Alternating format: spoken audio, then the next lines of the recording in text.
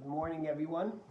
Hope it's a great morning. I know I'm on a little early, but those of us who have little children know, and if you've had little children, you can probably remember, even if they're big now, that you can change the clock as much as you want. You can say whatever time you want, but the kids have a biological clock. And if it's 7 o'clock, you could say it's 6, but they're getting up. So as you can imagine, we've been up for a nice few hours. And it's a pleasure to share a Dvar Torah with you. So I was thinking about this yesterday in Shul. I spoke about this at the pulpit. You know, Abraham is one of the main characters of the Torah. In fact, we spend the portion of Lech Lecha this past week, this portion Vayera, next portion Chayesara, speaking about Abraham. And Abraham takes a critical part of the Torah because he is the founding father, so to speak, as we spoke last week. But I wanted to share with you something very fascinating that the Ramban Nachmanides asks and how he explains it. So Nachmanides was one of the greatest medieval Jewish sages. He was a physician, he was a philosopher, he was a learned scholar, a Talmid Chacham, a saint, a holy man. And in fact, he lived in Spain. And then, in the end of his life, he emigrated to Jerusalem because he had a debate with Pablo, the famous Jew who converted to Christianity, who he was forced to debate. And the Nachmanides won the debate, and they expelled him from Spain. And he was actually instrumental of recreating the Jewish settlement in Jerusalem after the Crusades wiped it out in 1099. But Nachmanides has an interesting way of looking at the Torah. He doesn't just try to understand the meaning of a verse, the meaning of a letter, the meaning of a word, but he also tries to give us context and see the structure of the Torah. Not just this word, but let's see the flow of things. And he asks a very powerful question about Abraham. He says, listen, we're introduced to, the Torah constantly introduces us, the whole Tanakh, to many biblical heroes and righteous people and people that the Torah wants to tell us about. But every time the Torah gives us a context to let us know who they were so we can understand about them and know why they were the one or what they had to do. For example, Noah. The Torah tells us that the world was decaying and there was murder and there was robber and that Noah found favor in God's eyes. And then it says Noah was righteous and he was complete. And then he tells us God spoke to Noah and says, hey, go and build an ark and you're going to be saved. If you think about Moses, the most consequential leader possibly for the Jewish people, we don't just find out that, hey, God's at the burning bush and saying, Moses, come take the Jews out of Egypt. No, first we learn about Moses' birth. Then we learn about Moses growing up in the palace. And we learn about Moses going out and seeing an Egyptian killing the Jew and protecting him. And then he sees 2 Jews fighting. So when we're introduced to Moses, we understand he has it into the palace. We understand his perspective.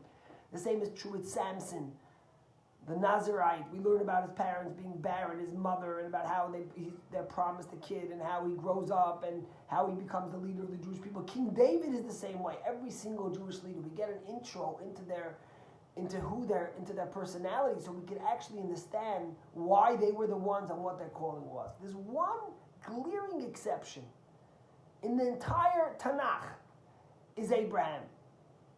Abraham gets introduced to us in the portion of Lech Lecha. God says to him, go from your land to the place that I will show you.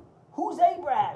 The only thing we know is at the end of Noach, the Torah says that Terach had 3 boys, and then one of them was Abraham, and he married Sarai. Nothing, not about his character, not who he is. There is zero about him. And in fact, Abraham was 75 years old already. Why doesn't the Torah give us some perspective into who Abraham was so we can understand his character, his personality, and know why he got this amazing calling? God tells him, leave your land, leave your birthplace, leave your parents' home, and go to the place that I shall show you. And then he blesses him that you will be the father of basically civilization, and you of the new civilization, and you will be blessed. Your kids will be like the stars and like the sand. And I made a covenant he promises with him, and he promises him kids and wealth. But who is Abraham? We don't find anything about him till that first calling when God tells them, go, leave your perspective, leave your land. And there's many commentaries on this, and I think I've spoken about some of them at some point, but I wanted to speak about one that really could connect to each and every one of us and is really, really very powerful. It's from the second Gerer Rebbe, the Sfas Emes, and it's very short and precise, but it has full of meaning and power. The Ger Rebbe says that the reason why the Torah doesn't give us an intro to Abraham, just immediately to the calling of God, telling him to leave his land and go to the place that I will show you, is because really God wasn't talking to Abraham. God is talking to every single Jew, every single human being. God calls each and every one of us and says, leave your land, leave your perspective, leave your self-centeredness, your ego-centeredness, and become God-centered. Leave the perspective that you were born with, that you think is the only way. Leave the trauma you might have had, leave the challenges, leave the struggles, and go to the place that I will show you. So what's the difference of Abraham and the rest of us?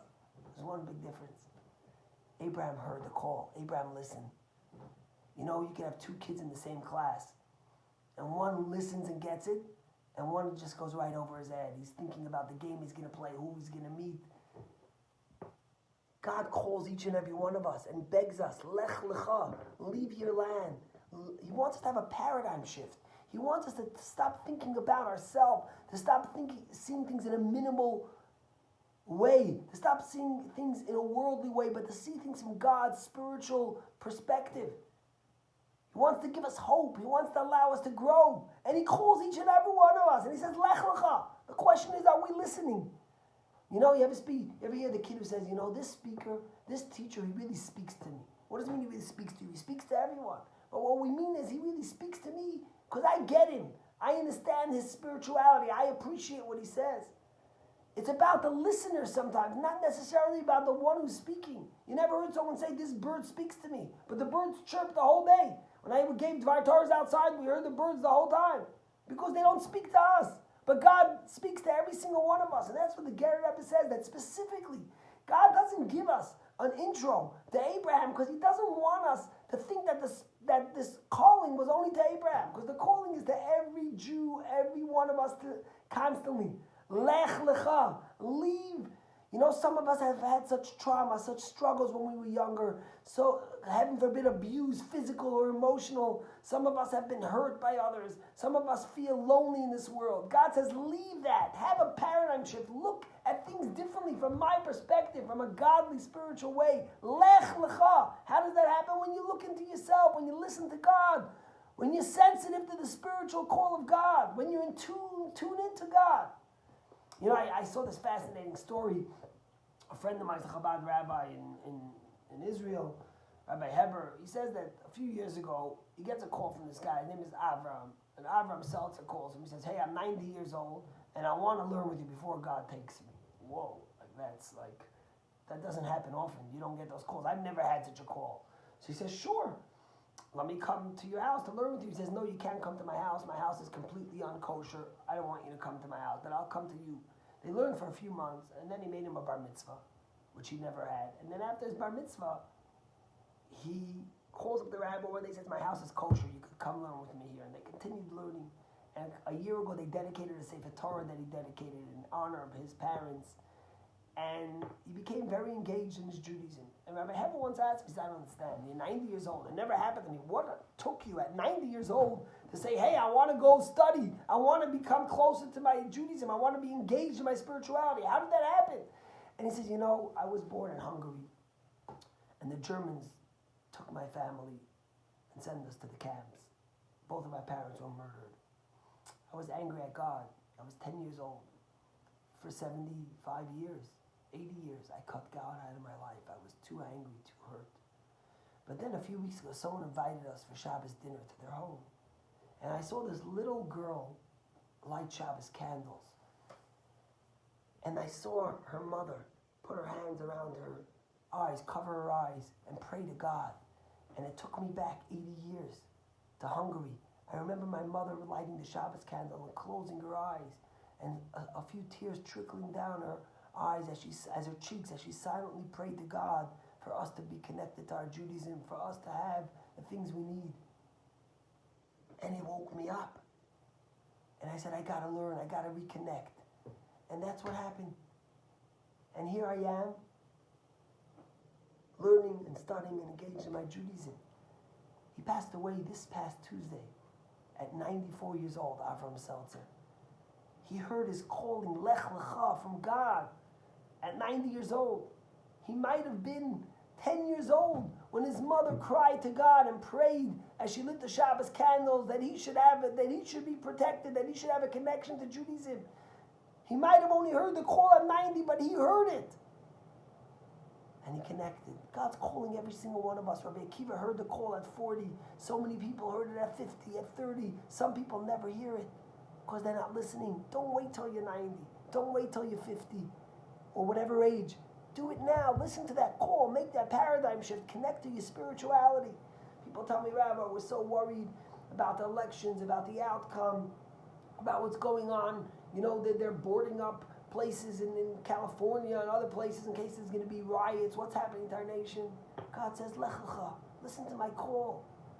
If all the scientists in the world can figure out a little virus, you're worried about about this world, leave it up to God. So I beg you all, take that call, listen to it, be intuitive, be attentive, and God bless you. Have a great week.